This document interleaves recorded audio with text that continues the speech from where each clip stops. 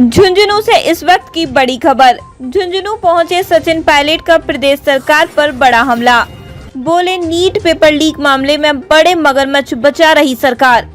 तार सीधे राजस्थान से जुड़े पर एफआईआर तक नहीं। सचिन पायलट।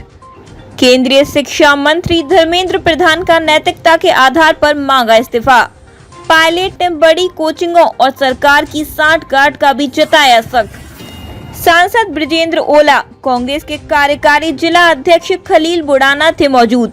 43 सालों से 18 राज्यों के बच्चों और माता पिता की पहली पसंद Modi world school wisdom city. 35 एकड़ का सुरक्षित और आधुनिक कैंपस, जहां पढ़ाई के साथ मिलती है 30+ रचनात्मक गतिविधियां, जो बच्चों की ओवरऑल ग्रोथ को देती है सही दिशा। राजस्थान का most awarded school Modi world school wisdom city.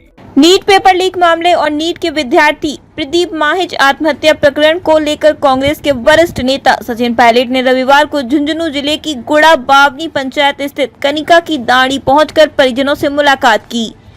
इस दौरान उन्होंने प्रदेश की भाजपा सरकार पर गंभीर आरोप लगाते हुए कहा कि सरकार बड़े बड़े पेपर माफियों को बचाने में लगी हुई है।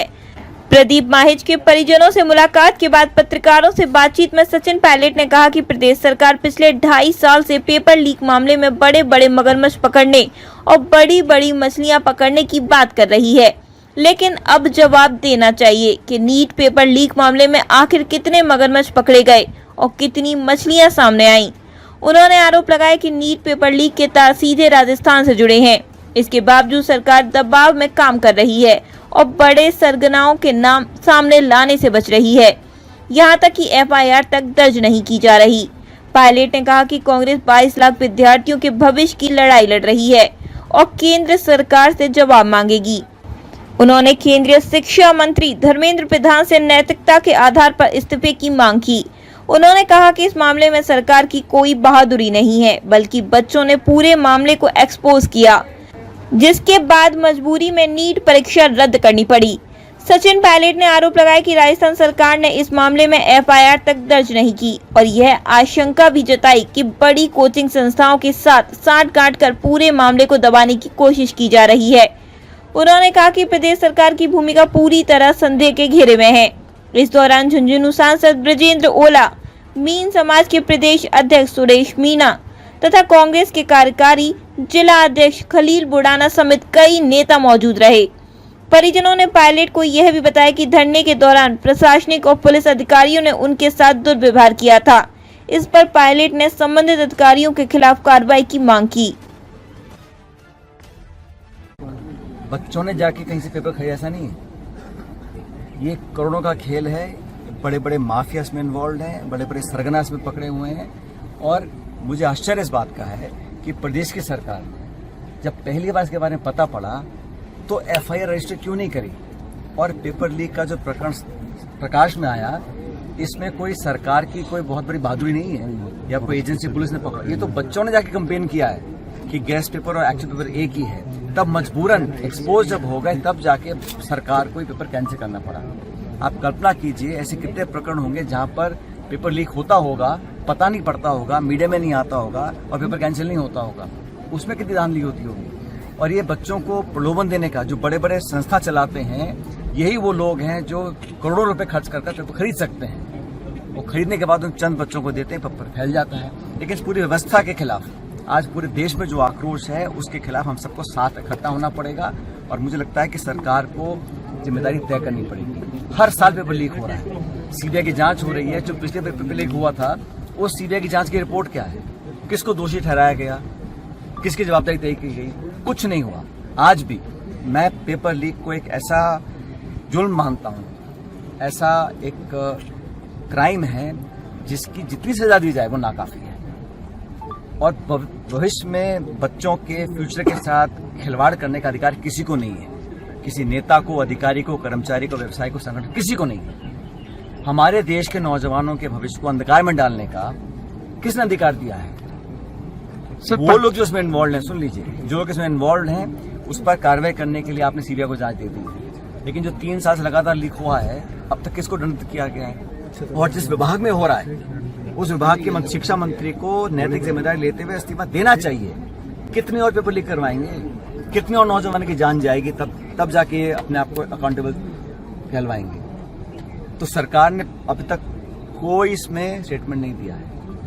आपने देखा होगा ये वो सरकार है जो हर छोटे बड़े मुद्दे पर श्रेय लेने के लिए आ जाती है, लेकिन आज जब पूरा देश शर्मसार हुआ है, 22 लाख बच्चों का भविष्य अंधकार में ढकेल दिया है, उसके लिए कौन अकाउंटेबल है, कौन जिम्मेदार है? किसने आकर कहा कि हाँ साहब मैं इसकी नैतिक जिम्मेदारी लेता हूँ? प्रदेश की सरकार या तो किसी दबाव में है या वो कार्रवाई करना नहीं चाहती, क्योंकि मत भूलिए जब इतने सारे बच्चों ने कंप्लेन करी और जब एनटीए की कंप्लेन दिल्ली में हुई तो एनटीए ने फिर आईबी और प्रदेश सरकार को सचेत किया, लेकिन प्रदेश की सरकार इतने दिन किसके दबाव क्या था, व्यवस्था क्या थी कि आपने एफआईआर दर्ज नहीं करी? जब सीबीआई ने एफआईआर दर्ज कर रही है तो यहाँ पर जब पकड़े गए 14-15 लोग पहली बार पकड़े गए थे, तो किसके दबाव में, किस कारण से आपने ये एफआईआर दर्ज नहीं करी? जब पुलिस अधिकारी खुद बोल रहे हैं फिर भी सरकार ने एफआईआर दर्ज नहीं कराई, मतलब कुछ छुपाना चाहते थे। मैं फिर कह रहा हूँ, ये जो बड़ी बड़ी संस्थाएं हैं जो सिस्टम चलाती हैं, हजारों बच्चों को पढ़ाने का, कोचिंग का काम करते हैं, इन्हीं लोगों ने कहीं ना कहीं सांठगांठ की होगी, ऐसा लगता है, प्रतीत होता है मुझे।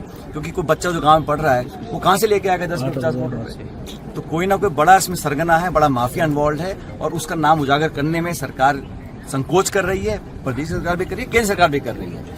दबाना, पहला जो रिएक्शन होता है दबाने का होता है। अब उन परिवार वालों के साथ में दुर्व्यवहार किया, उनको भला बुरा कहा, गाली गलौज किया, ऐसे नाजुक मौके पर, ये क्या प्रतीत होता है इससे कि सरकार की मंशा क्या है? मामले को दबा दिया जाए, ये प्रकाश में ना आए, जन भावना को इसमें हम जोड़ नहीं पाए। लेकिन मुझे खुशी है इस बात की कि इस वक्त पूरे देश का नौजवान जागरूक हो चुका है, और हम लोग चाहते हैं कि सिर्फ बात एक दल, एक पार्टी की विचारधारा की नहीं है, पूरे देश के नौजवानों को जवाबदेही तय करनी चाहिए।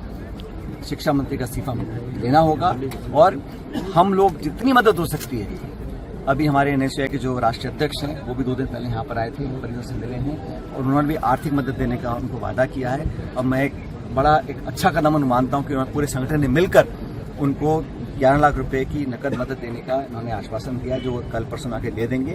उसके बाद भी अगर कुछ मदद होगी परिवार को, तो राहुल जी ने खुद इनसे बात की है, पूरी कांग्रेस पार्टी ने समर्थन दिया है, और हम सब इस परिवार के साथ। जब छोटा मोटा कोई उद्घाटन या प्रोग्राम होता है तो श्रेय लेने के लिए सारे नेता पहुंच जाते हैं, केंद्र के, प्रदेश के। इस प्रकरण में ना तो कोई बोल रहा है, और वो लोग जो मुखर होकर बहुत बोलते थे विपक्ष में, आज वो चुप बैठे हैं। आज वो नौजवानों के न्याय के लिए क्यों नहीं आगे आ रहे? और मैं हमेशा से, हम लोगों ने, चाहे दल कोई हो, सरकार किसी की हो, हमने हमेशा नौजवानों के लिए, पेपर लीक के खिलाफ, और आज फिर कह रहा हूँ 2.5 साल हो गए, ये सरकार ने वादे किए थे कि बड़े मगरमच्छ पकड़ेंगे, बड़ी मछलियां पकड़ेंगे।